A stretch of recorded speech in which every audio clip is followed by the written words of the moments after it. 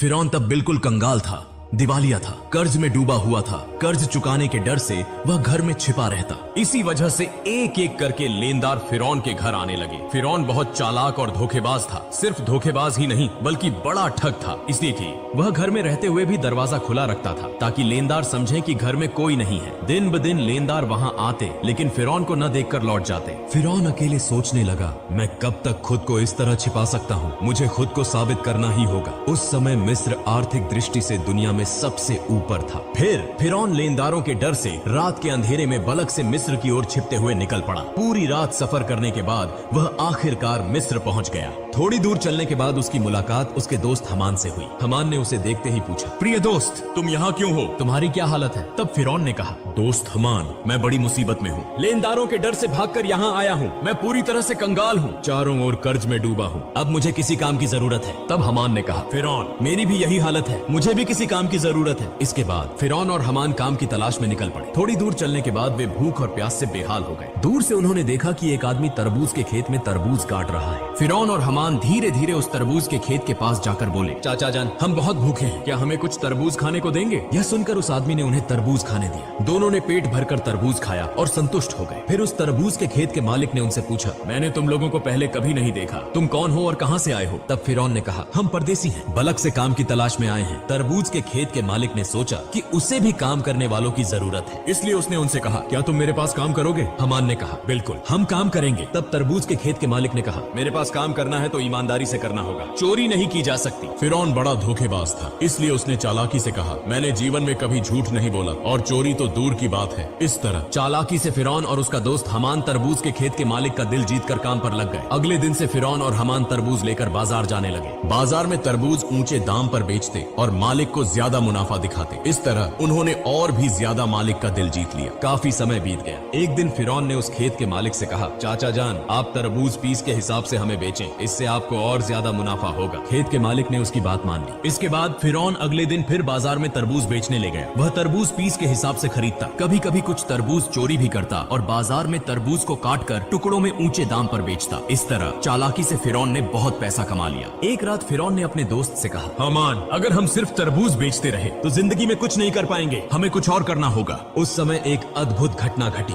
मिस्र के बादशाह ने अपनी सेना के माध्यम से देश में एक घोषणा जारी की। सैनिक विभिन्न स्थानों पर जाकर कहने लगे, यह सूचित किया जाता है कि मिस्र के कब्रिस्तान में एक चौकीदार की आवश्यकता है। यदि कोई व्यक्ति इस नौकरी को करना चाहता है तो वह तुरंत मिस्र के बादशाह के दरबार में संपर्क करे। यह कहकर सैनिक वहाँ से चले गए। इस बात को प्रत्यक्ष और परोक्ष रूप से सुनने के बाद फिरौन ने अपने दोस्त हमान से कहा, हमान, चलो हम राज दरबार में चलते हैं। हमान ने कहा, मुझे लगता है कि यह संभव नहीं होगा। तब फिरौन ने कहा, इस काम को हाथ से जाने नहीं देना चाहिए, चलो एक बार कोशिश करते हैं। इसके बाद फिरौन और हमान बिना देरी किए मिस्र के राज दरबार में पहुंचे। मिस्र के बादशाह ने उनसे पूछा, तुम लोग कौन हो और क्या चाहते हो? तब फिरौन ने हाथ जोड़कर निवेदन किया, मैं एक मुसाफिर हूँ, परदेश से आया हूँ, मैं बहुत ही जरूरतमंद हूँ। मैंने सुना है कि आप कब्रिस्तान के चौकीदार की नियुक्ति करेंगे, कृपया मुझे यह नौकरी दे दे, मैं जीवन भर आपका आभारी रहूंगा। मिस्र के बादशाह ने फिरौन को देखकर मन ही मन सोचा, उसका शरीर मजबूत है और चेहरा भी अच्छा है, लगता है वह इस काम को कर पाएगा। यह सोचकर बादशाह ने फिरौन को कब्रिस्तान के चौकीदार की नौकरी पर नियुक्त कर दिया। अगले दिन से फिरौन मिस्र के कब्रिस्तान में चौकीदारी का काम करने लगा।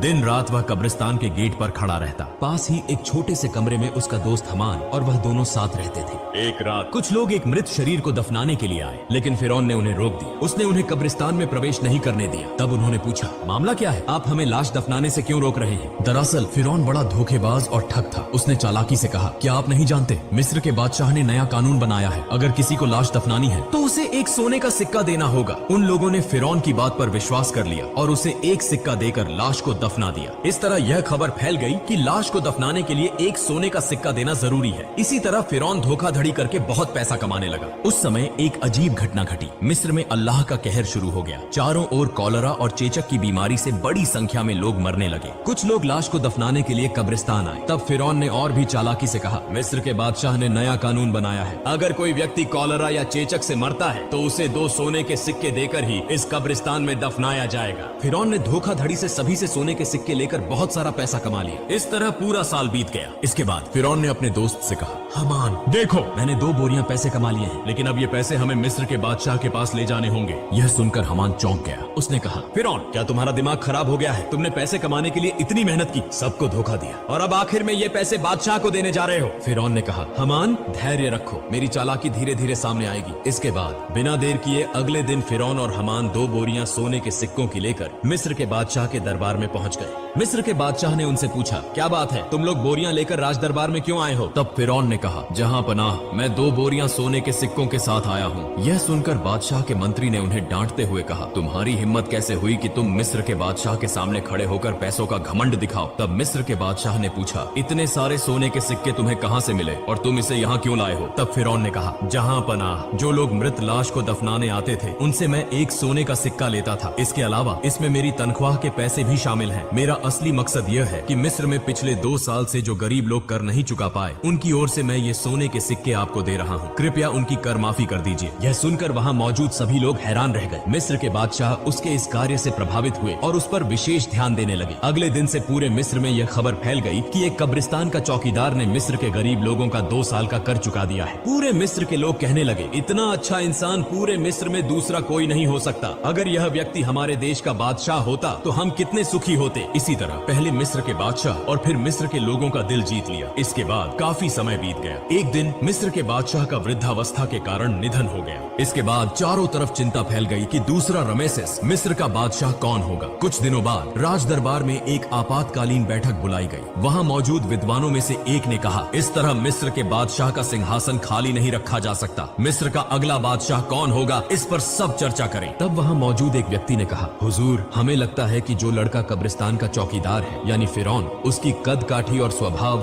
दोनों ही उपयुक्त हैं। वह बहुत अच्छा है और जनता का भी ख्याल रखता है। हमें लगता है कि उसे ही बादशाह बनाया जाना चाहिए। तब वह विद्वान व्यक्ति बोला, ठीक है, तो ऐसा ही हो। सबकी सहमति से फिरौन मिस्र का बादशाह बन गया। जो व्यक्ति एक दिन तरबूज बेचता था, जो कभी कब्रिस्तान का चौकीदार था, आज भाग्य के पलटने से वह पूरे मिस्र का बादशाह बन गए। असल में फिरौन कितना घटिया इंसान था यह किसी को मालूम नहीं था। इधर फिरौन के मिस्र का बादशाह बनने के बाद उसने फिर से तरह तरह की चालाकी और धोखाधड़ी शुरू कर दी। उसने अपने दोस्त हमान को मंत्री बना दिया। एक दिन फिरौन राज दरबार में बैठा था। उसने अचानक घोषणा की, पिछले 1 साल में मिस्र के किसी भी व्यक्ति को कर चुकाने की जरूरत नहीं है। यह सभी कर फिरौन की ओर से माफ किए जाते हैं। यह खबर सुनकर मिस्र के गरीब लोग बहुत खुश हुए। बाद में जब वहाँ कोई और नहीं था तो हमान ने कहा, दोस्त फिरौन, अगर तुम इस तरह सारा कर माफ कर दोगे तो बादशाहत कैसे चलेगी? फिरौन ने कहा, हमान धैर्य रखो, इसके बाद मैं ऐसी चाल चलूंगा कि जीवन भर हम ही पूरे विश्व के बादशाह बने रहेंगे। ऐसी कोई ताकत नहीं होगी जो हमें हरा सके। इसके लिए योजना बनानी होगी। इस बात को कहकर वे दोनों एक एक करके चले गए। अगले दिन से पूरे मिस्र में फिरौन का नाम चर्चित होने लगा। इसी समय हमान ने फिरौन को बुलाकर कहा,